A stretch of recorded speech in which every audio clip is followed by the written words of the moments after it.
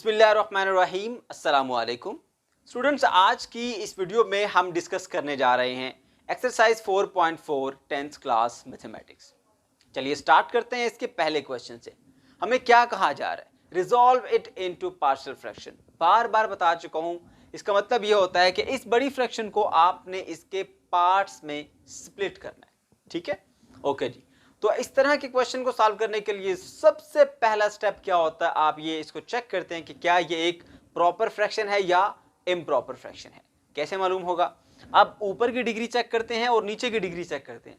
अगर ऊपर डिग्री छोटी हो और नीचे डिग्री बड़ी हो डिनोमिनेटर में, तो इसका मतलब यह होता है कि ये एक प्रॉपर फ्रैक्शन है। अगर ऊपर नीचे डिग्री इक्वल हो जाए या ऊपर डिग्री बड़ी हो नीचे डिग्री छोटी, तो दोनों केसेस में वो इम्प्रॉपर होती है। अब डिग्री कैसे चेक करते हैं? ऊपर हाईएस्ट पावर क्या है, नीचे हाईएस्ट पावर क्या है वेरिएबल की। तो ऐसा करने के लिए हमने रफ वर्क में इसको एक्सपेंड करके देख लिया। तो यहां पता चला कि हमें x की हाईएस्ट पावर क्या है, 4। a plus b whole square का फॉर्मूला लगा के मैंने इसको एक्सपेंड किया। ठीक है बच्चों, ओके जी।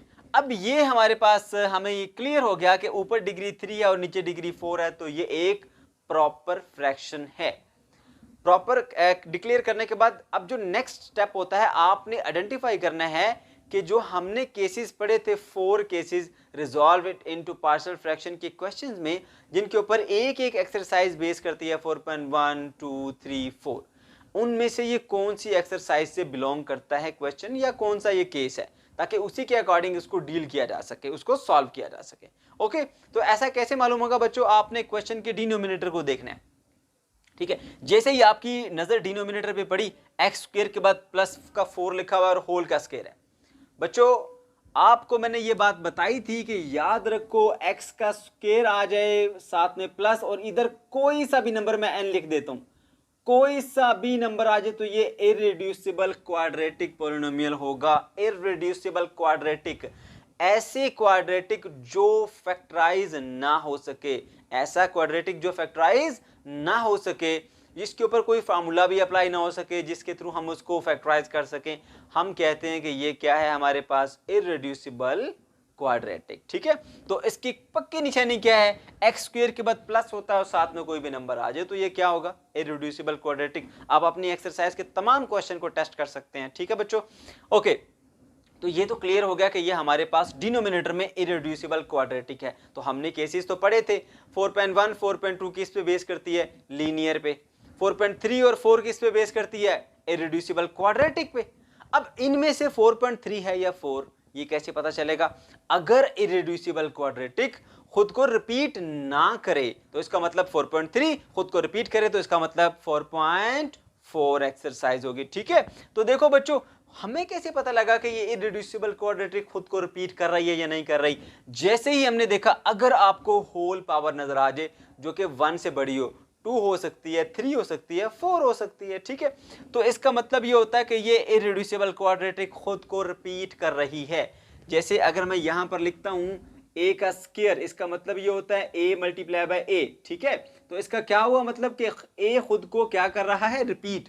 सिमिलरली अगर किसी ब्रैकेट का स्क्वायर आ जाता है, तो इसका मतलब ये होता है कि ये ब्रैकेट खुद को रिपीट कर रही है। तो बच्चों अब आपने याद रखने, डिनोमिनेटर को देखा, एक्स स्क्वायर के बाद प्लस और साथ में एक नंबर आ गया, तो क्लियरली ये हमारे पास इररेड्यूसिबल क्वाड्रेटिक है, ये फैक्टराइज नहीं होगी आपसे। ठीक है, ओके। उसके बाद सेकेंडली, क्या ये रिपीट कर रही है या नहीं रिपीट कर रही? हमें होल पावर 2 नजर आ गई जो कि 1 से ग्रेटर है, तो ये भी क्लियर हो गया कि ये हमारे पास इररेड्यूसिबल क्वाड्रेटिक है और रिपीट हो रही है, तो ये 4.4 एक्सरसाइज से बिलोंग करता है। इस तरह के क्वेश्चन को हम कैसे सॉल्व करते हैं, चलिए देखते हैं। बच्चों आपने सबसे पहले क्वेश्चन लिखना है, x power 3 divided by x power 2 plus 4 whole square. ठीक है, अब आपने क्या करना है, देखो ये जो इररेड्यूसिबल क्वाड्रेटिक खुद को रिपीट कर रही है ना, एक बार डिनोमिनेटर में आप इन्हें इसको लिख देना है x का स्क्वायर प्लस का 4, और इसकी पावर 1 कर देनी है। ना लगाएं पावर ना लगाएं, तो मतलब इसका यही होता है कि पावर 1 है। ठीक है, ये हमने 1 पावर लगा दी। ठीक है, और इसके ऊपर आप 2 अल्फाबेट लिख लें, a प्लस बी से लिख देते हैं। मैंने आपको ये बात बता चुका हूं कि अगर कोई आपका, जब आप फार्मूला अप्लाई करते हैं, अगर नीचे डिनोमिनेटर में कोई लीनियर है, कोई लीनियर पोलिनोमियल आपने रखा है तो उसके ऊपर सिर्फ एक अल्फाबेट आता है, ए बी सी डी कुछ भी हो सकता है। लेकिन जब भी आपके डिनोमिनेटर में इररिड्यूसिबल क्वाड्रेटिक होगा, ऊपर कभी भी एक अल्फाबेट नहीं लिखना बच्चों, दो अल्फाबेट लिखने हैं और पहले के साथ एक्स लगाना है, बस इतना सा काम है। क्या किया,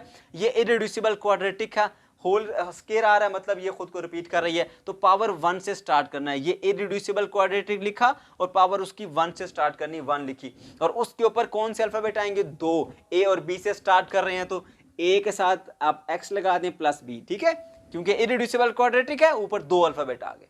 ओके, उसके बाद क्या करते हैं, हमने दोबारा इसी इररिड्यूसिबल क्वाड्रेटिक को लिखना है, एक्स का स्क्वायर प्लस 4। अब इसकी एक पावर बढ़ा के यहां पर इसको आपने 2 कर देना, ठीक है। अब फिर डिनोमिनेटर में इररिड्यूसिबल क्वाड्रेटिक मौजूद है तो ऊपर एक अल्फाबेट नहीं आएगा, दो आएंगे। ए बी इस्तेमाल हो गया तो आप सी प्लस डी लिख लें और पहले के साथ एक्स लगा दें। That is your equation number 1, ठीक है, ये इक्वेशन नंबर 1 आ गई। अब उसके बाद आप जानते हैं बच्चों कि जो भी आपके पास इस तरह के क्वेश्चन होते हैं resolve it into partial fraction में, आपने फार्मूला अप्लाई करने के बाद जो भी क्वेश्चन का डिनोमिनेटर है उसको पूरी इक्वेशन से आपने मल्टीप्लाई कर देना है, ठीक है बच्चों। तो आपने ये देखिए यहां पर ये क्वेश्चन का डिनोमिनेटर है, मल्टीप्लाई करते हैं, आप साथ में लिखेंगे कि हमने मल्टीप्लाई किया है, ठीक है। एक्स का क्यूब मल्टीप्लाई बाय एक्स का square plus 4 whole square divided by x का स्क्वायर प्लस 4 होल स्क्वायर, ठीक है।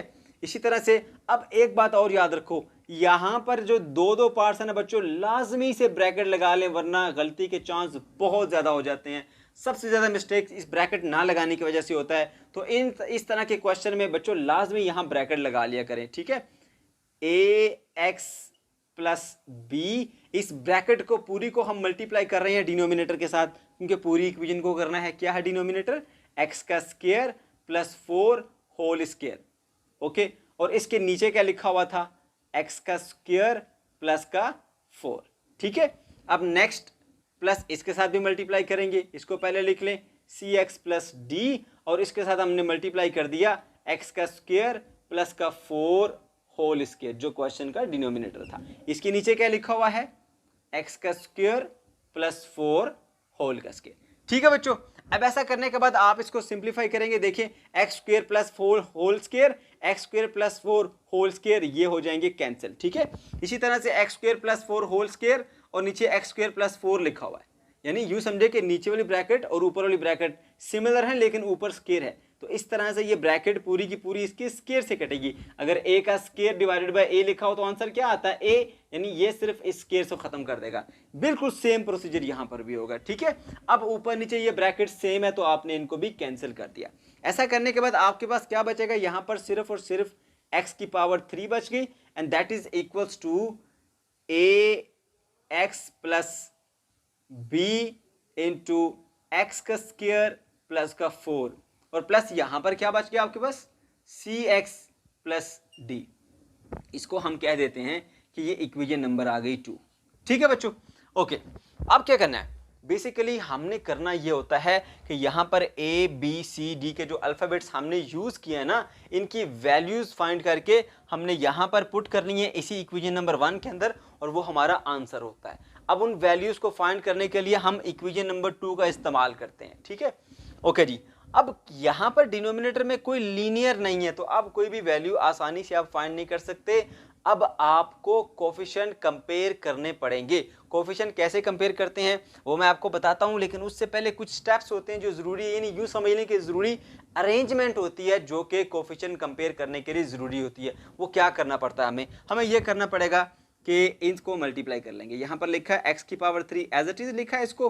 अब ए एक्स को मैं मल्टीप्लाई करूंगा, पहले ए एक्स सेलेक्ट कर लिया ना, इन दोनों से मल्टीप्लाई कर रहे हैं। ए एक्स इंटू एक्स स्क्वायर बन जाएगा ए एक्स की पावर 3, फिर ए एक्स को 4 से मल्टीप्लाई करेंगे तो क्या बन जाएगा 4ax। इसी तरह b को एक्स स्क्वायर से मल्टीप्लाई करेंगे तो बन जाएगा bx का स्क्वायर, b को 4 से मल्टीप्लाई करेंगे तो बन जाएगा 4b, ठीक है। ओके, पहले एक को दोनों से मल्टीप्लाई कर दिया, फिर दूसरे को दोनों से मल्टीप्लाई कर दिए। अब ये आप एज इट इज लिख दें cx प्लस का d। ओके, ऐसा करने के बाद बच्चों आपने इसको तरतीब से लिखने के पहले क्यूब वाले, फिर स्क्वायर वाले, फिर एक्स वाले और उसके बाद फिर विदाउट एक्स वाले, राइट।